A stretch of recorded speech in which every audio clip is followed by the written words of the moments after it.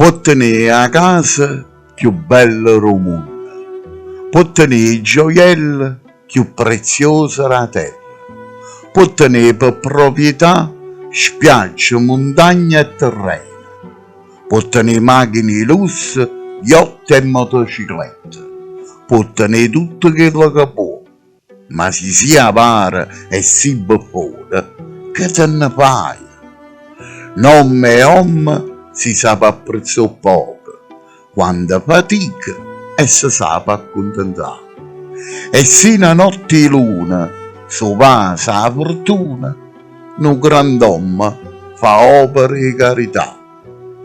Tu invece tieni tanta cosa, o dici e te ne vanta, ma è una ricchezza che non ti serve a niente, perché la tua vanagloria non sarà mai onore, si era nara non ti cagnano cuore, sembrerai ricco, ma si più poveri e no povero. Si ti sente grande perché tiene 3 appartamenti, si ti grida bella perché tiene una villa, se ti senti un grande perché tiene un conto a banca, sei solo un poveraccio con cuore come una roccia. Chi non può capire che un giorno a morire e che al lato mondo non ci portiamo niente, è solo un imbecille con poco cervello.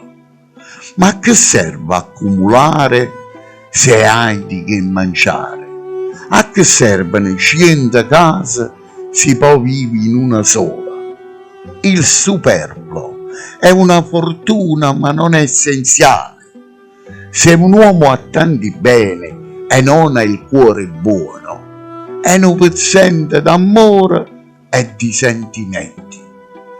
Tutti i grandi uomini intelligenti erano così buoni che oggi sono santi.